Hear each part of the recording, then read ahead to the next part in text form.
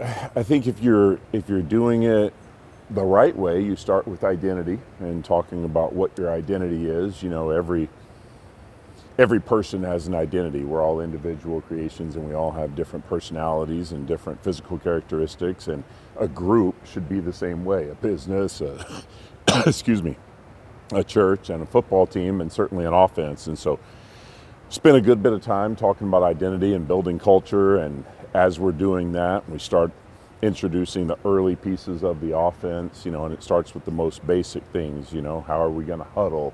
How are we going to break the huddle? What do our formations look like? How do we call personnel groups? And then you start with a few plays, and then you just add more plays until you get to the point where you've got it all in. And so it's a day-by-day process. And the thing that I've told a lot of people and will continue to repeat is just how impressed I've been with our players' eagerness to learn something totally new. Because when you do it like this, it's like learning a new language.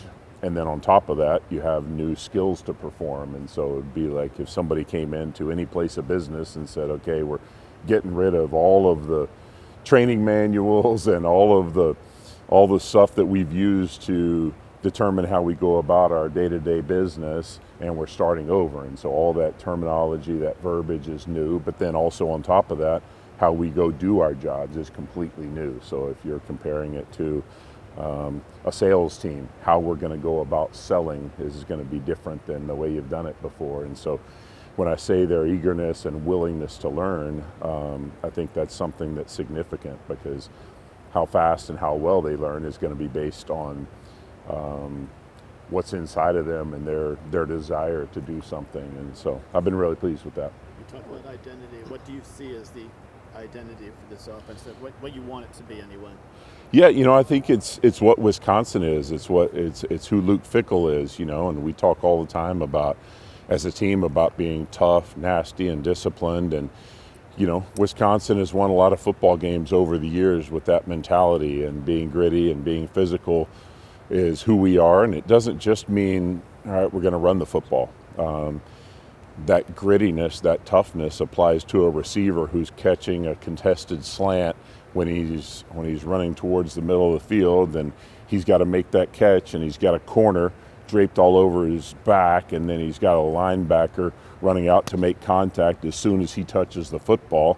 That's toughness, to make that catch. One of the toughest things in football. It's the quarterback getting hit and popping up. All those things are a part of what's at our core, and I think we're building that. How much of the offense right now have you been able to install, and do you feel you're on schedule or ahead of schedule?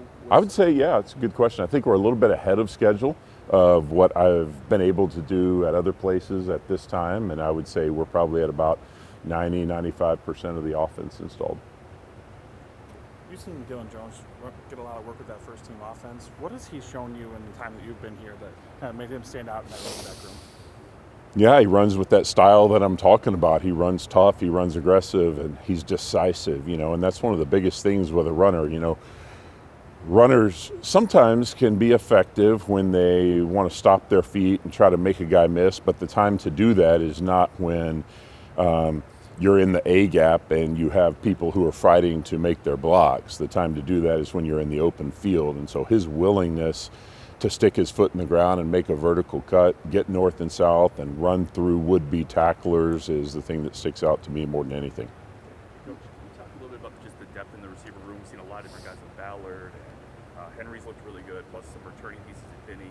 How does that room look like to you? Yeah, their depth, competition is I think the theme that's been the case this entire spring. And so a lot of guys have gotten a lot of reps, which is great.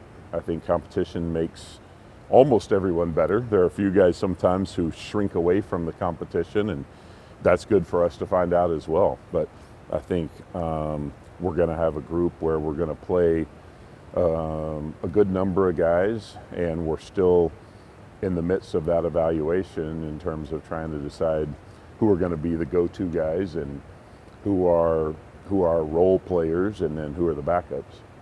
What did you learn? I was gonna say, in terms of Billy Edwards, what did you learn? Seeing him out here in this spring practice setting, that maybe you you weren't aware of, even just from the months working up to Yeah, that? everything is kind of what I thought it would be with him, and maybe just a little bit more. The people that I talked to before we offered him, and the conversations I had getting to know him, everything led me to believe that he was going to be a smart, tough, competitive kid who was going to do everything that he could to be successful and be a leader, and he's been all of that. His preparation, I would say, is well above what most college quarterbacks are. It just is what he does before he shows up is significant in terms of getting ready for practice from a physical, mental, emotional standpoint. He shows up ready to go every day. Like any examples of that, or just how has he kind of distinguished himself in terms of that preparation? Well, I used the word early when I was just talking about our offense, eager or willing, and he's the guy who's asking me 2 days ahead of time, hey, when are we going to get the install for Thursday on a Tuesday morning? When are we going to get the script so I know which plays I'll be running ahead of time? Hey, coach, on this play right here, is this guy's split accurate? Or he'll text me and say, hey, this play that happened yesterday, is that how it was supposed to happen? Who else is establishing themselves as a leader in the offense? That's a great question, and one of the things that we really identified early that we thought would be really important. Certainly Billy, I would say, is at the top of the list. I would also say Danny O'Neil is a natural leader.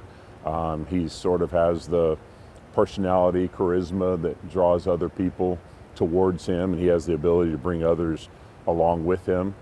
I would say in the offensive line, those top three guys that have had a good bit of reps, Brunner, Renfro, and Malman, all three of those guys. The thing that's interesting with those guys, what I've seen is, some days I'll feel Jake Renfro a little bit more. Some days I hear Riley a little more. Last practice it was Rip, Joe Brunner. I just felt him at every turn, shouting, encouraging guys, even when he's not in the huddle. So those guys for sure. I think at different times some of the receivers have been that guy, but I think those guys have been the main ones that stick out to me so far. Jeff, the tight end is so important in your offense, and you're one of the few coaches left as an OC that uses 12 as much as you do. What have you thought about that room and how some of those guys have developed, maybe like a Steck or even Ashcraft? Making progress. That position is one of the most difficult positions to just to learn in this offense, but also to just get to the point where they're able to excel at their jobs. And it's for two reasons. One, just the different things that we ask them to do. I mean, they're lining up all over the place, and so they have to know where to line up, just like any receiver or running back would, as well as your traditional tight end alignments. And then their job responsibilities are larger. Just the volume of skills that we're asking from them is really high. They've got to be able to run block like an offensive tackle. They've also got to be able to run block like a receiver does, which is an undervalued thing and a completely different skill. And then they've got to be able at times to pass protect, particularly in our play action game. And then they got to be able to hopefully run routes like a receiver would when we do extend them out there. So there's a lot to do right there, and I think they're making good progress. Coach, when it comes to players in space, we've seen a lot of receivers or running backs. What is the value of those opportunities in your offense? Yeah, I think there'll be plenty of those, I think, for everybody involved, and that's really kind of the name of the game, to create space for a guy who can make a play either with his speed or ability to make someone miss, or for some guys it's being strong enough to run through a tackle. But you're talking about explosive plays and finding a guy who can do that. And I think it's finding ways that you can put those guys in those positions. But then the other thing is not just putting a guy in space, but putting a guy in position where he can win. And so it might not be that much space, but it might be throwing a 50-50 ball to a guy who's in one-on-one coverage, a guy who can make that play. But, you know, the bottom line, I think what you're referring to is, you know, just creating explosive plays. And it can be done, as you're referring to, just getting a running back out, matched up on a linebacker that can't really cover him, throwing a quick screen to a receiver, or throwing it down the field. And every day we're trying to find ways to do that and get our best players on a guy who's not quite as good as them. You were talking about, you asked about Dylan before, but I guess I'm wondering with that running back group, particularly with Darian and Cade, do you see those guys as kind of being similar, or do you think they're all kind of bringing different, you know, characteristics to the table that you might, get? Yeah, good question. Good question. I think they're all similar enough that we could do anything with any of them. I've been on some teams where we had a running back who was a big guy and a bruiser, and you wanted to run the football with him, and in some cases maybe ask him to block, but he wasn't the guy that you're going to motion out and run an option route with necessarily. Maybe he doesn't have that kind of route running ability or doesn't have great hands. Or I've been on teams where you had a running back that was a big guy that ran well between the tackles but wasn't great out on the edge, and then you had a smaller guy who was just the opposite of that, and so you had to play different styles with different types of backs. I think all three of those guys are capable of doing anything in the offense, so that's good. That makes my job easier, and it makes Coach Spalding's job easier because we can rotate those guys and keep them all fresh without having to specialize by play type. But I think there are subtle differences with each guy, and I think those things are beginning to expose themselves. But just like the receivers, they're still in competition phase to sort of evaluate which of those guys does some of those subtle things a little better. You guys have had some injuries in that room this spring. The running back room had some injuries. Are you comfortable going into next year with just the 4 scholarship guys there? Yeah, I don't think any of the injuries that we've had are anything that's going to be long-term issues, and so yeah, I think we're in a good spot. I mean, just like if someone, you lose those guys during the season, you're down to just a couple of scholarship guys. Are you concerned at all about that? Yeah, I would say as a coach, you always got to be concerned about having enough guys at all positions, and I think we're at that spot like we are at a couple of other spots. Yeah, I think we have enough right now, but if there was the right guy at the right time that we felt like could add to our team, certainly we would look at that.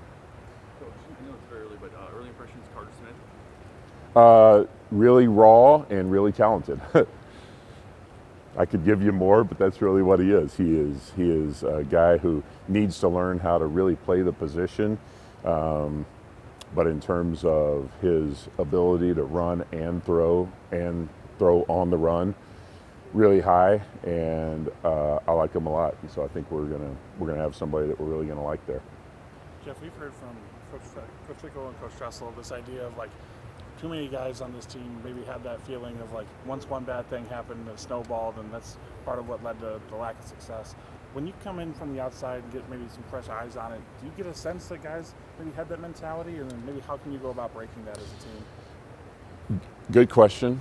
I think that's always an issue with a team or a unit, offense, defense, whatever, until you've actually done it and been through some of those moments. I think the only way, and this is true in life, that we learn to rise through challenges is recognizing that we have to embrace those challenges, and those challenges are really opportunities in disguise. And I think we've had some moments as an offense where we've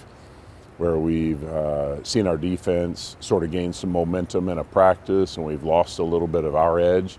And then I think we've had some moments where we've been able to work through those times as well. And so that's what spring ball is for. Not only evaluation of talent, teaching them the offense, but even more importantly, them learning how to play with confidence all the time, no matter the circumstances. Coach, Danny's a guy who's in a unique situation, having started experience as a freshman. What's kind of stood out about him entering your room and what he's shown so far this spring?